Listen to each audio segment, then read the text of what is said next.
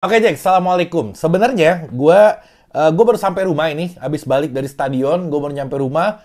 Gue nggak nafsu sebenarnya mau bikin video ini. Mood gue udah hilang, kecewa berat dan banyak hal yang gue rasakan sekarang. Tapi gue ngelihat dari teman-teman di Instagram banyak banget yang komen, bang tolong bikin video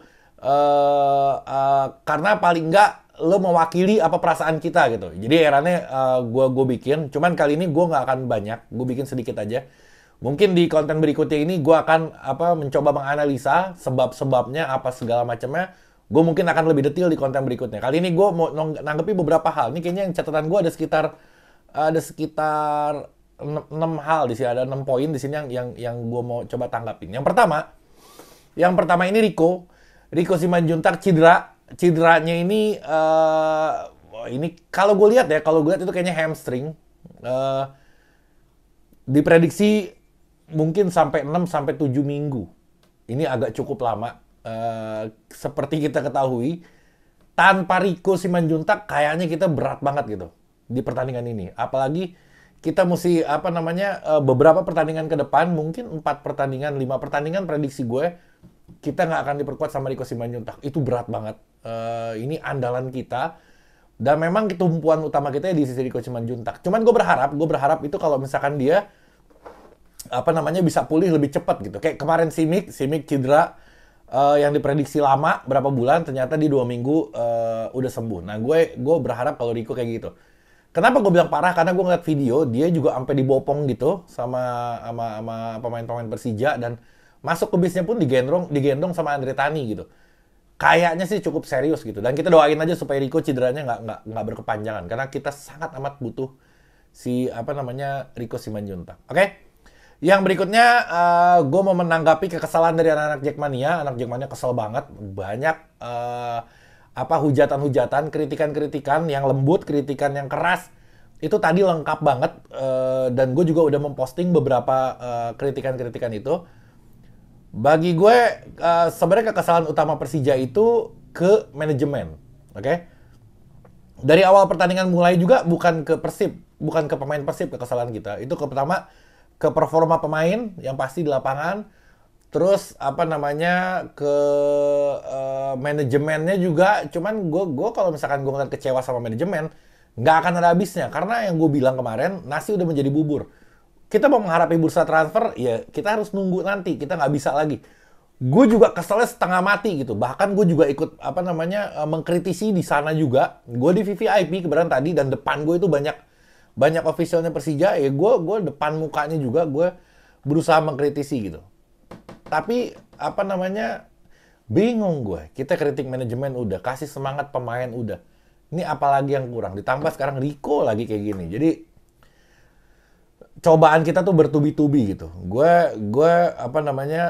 Waduh, berat ini. Ini musim yang berat untuk Persija Jakarta. Oke, poin yang berikutnya, wasit seperti biasa. Gue nggak menyalahkan wasit 100%. Kalaupun wasit juga kepemimpinannya bagus, ya performa Persija juga ya nggak bagus-bagus amat tadi. Jadi, wasit ini lagi-lagi gue berstatement kalau dia nggak melakukan kecurangan. Dia hanya gini. Wasit ini gue nggak tahu ya. Gue biasanya statement gue kayak gini. Wasit di Indonesia itu nggak curang.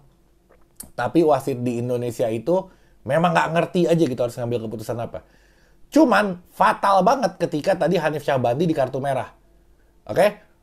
Padahal itu kronologinya Hanif Syahbandi yang dipiting duluan, dibanting kayak gitu. Nah salahnya, gue harus menilainya secara objektif ya. Gue menilainya harus secara adil gitu. Salahnya, ada tendangan dari si Hanif Syahbandi ke pemain Persib itu. Itu salah nggak? Itu salah juga. Layak nggak dikasih kartu merah? Bagi gue kayaknya jangan kartu merah dulu, harusnya kuning gitu. Memang nendangnya salah, ada nendang sedikit, memang reaksinya lumayan besar. Tapi kalau untuk kartu merah, menurut penilaian gue kayaknya belum gitu. Itu harusnya kuning. Salah apa enggaknya? Sekali lagi gue bilang Hanif Syahbandi salah. Terus penyulutnya apa? Penyulutnya yang dipiting itu dia pertama kali, makanya Hanif Syahbandi bereaksi. Jadi wasit ini curang sih enggak. Cuman nggak ngerti aja harus ngambil keputusan apa gitu. Itu blunder dari wasit. Nah, hebatnya di Liga Indonesia ini, ketika klub bisa kena sanksi, oke, ketika pemain bisa kena sanksi, ketika supporter juga bisa kena sanksi dengan tidak boleh datang ke tribun atau segala macamnya, wasit ini nggak pernah ada sanksi untuk mereka gitu. Kita tahu bersama, wasit di Liga Indonesia ini nggak sempurna-sempurna amat. Pasti ada kesalahan, dan banyak banget kesalahan yang dilakukan oleh wasit. Kalau nggak ada denda ke wasit, kalau nggak ada hukuman ke wasit, ini akan berulang dan berulang dan berulang. Sebab utamanya kejadian di lapangan, panasnya pertandingan, panasnya supporter, awal pemicunya adalah keputusan wasit yang kontroversi. Jadi gue minta ke PSSI kalau perwasitan ini ya harus ada hukumnya lah. Jangan terlalu untouchable gitu si wasit ini. Karena apa? Karena demi kebaikan sepak bola Indonesia tentunya. Itu yang ketiga. Yang keempat, untuk pemain Persija bagi gue udah oke-oke aja. Dia udah berjuang, dia udah mati-matian di lapangan. Kita juga ngelihat pemain leha-leha juga. Gue nggak ngomong 1-2 pemainnya ya, tapi gue ngeliat secara keseluruhan. Kalau lo berharap pemain Persija lebih melakukan itu, kayaknya memang skill level dia memang di situ gitu. Kalau kita pengen Persija yang lebih bagus lagi, ya ganti pemainnya. Kita nggak bisa mempush si pemain itu untuk melebihi kapasitas dia. Kalau gue ngelihatnya kayak gitu. Berjuang apa enggak? Berjuang banget. Cuman memang di situ aja level dia gitu. Nggak bisa dia sampai lebih-lebih. Gue nggak ngomong 1-2 playernya ya, 1-2 pemainnya, tapi gue ngomong secara keumuman.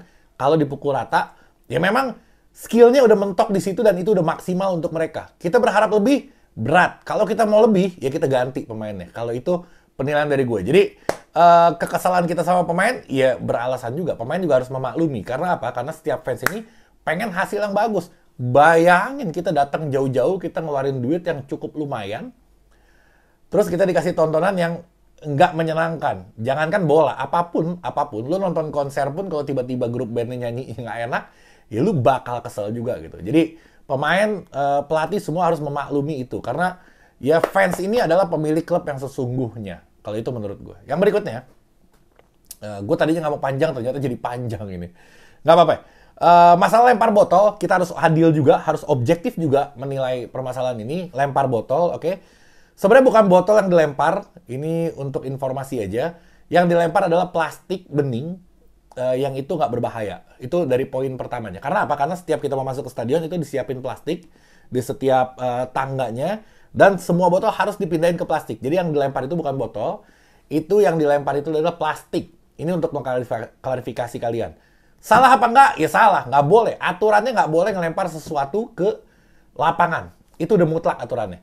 Kalau lo bilang gue akan membela, gue nggak akan membela. Memang salah, tapi apa sebabnya? Ada penyebabnya. Penyebab utamanya adalah, memang kita lagi kesal-kesalannya sama wasit, kita lagi kesal-kesalannya sama pemain kita, tiba-tiba kita kegolan, dan maaf ya, pemain Persib Bandungnya itu selebrasinya agak sedikit bikin kita kaget gitu.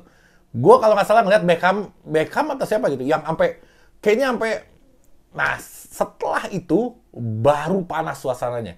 David da Silva buka baju, Beckham kalau nggak salah begini-beginian, itu pemantik utamanya sampai anak-anak Jackmania bereaksi gitu.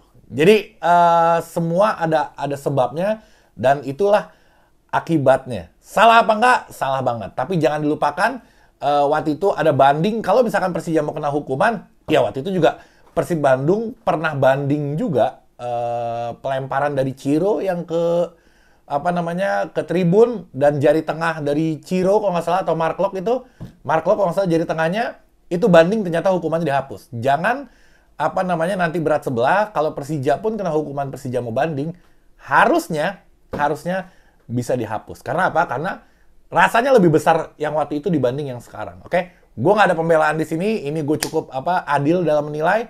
Gue menyalahkan pelemparan juga, dan gue meminta keadilan ketika nanti ada hukuman yang bisa banding gitu. Yang berikutnya,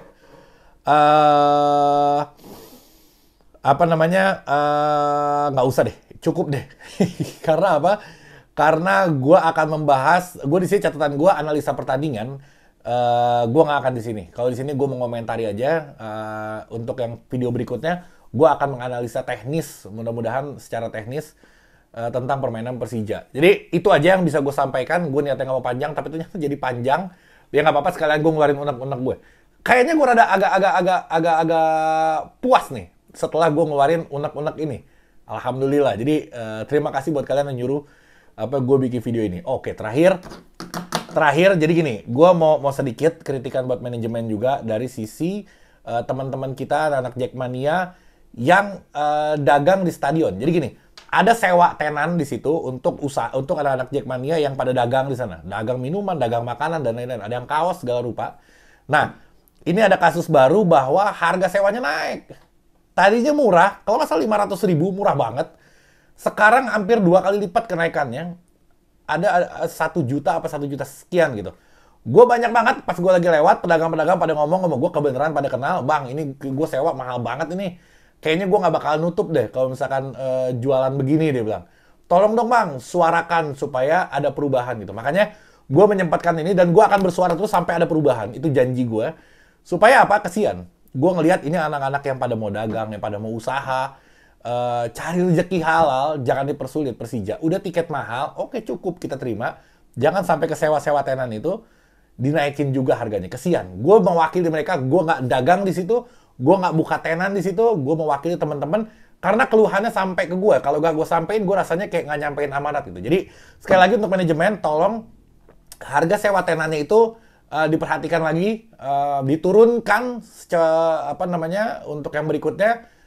Dan ya kalau misalkan Persija support UMKM, ya jangan dimahalin. Support UMKM itu ya dengan dimurahin semurah-murahnya. Oke, sekian dari gue. Assalamualaikum warahmatullahi wabarakatuh.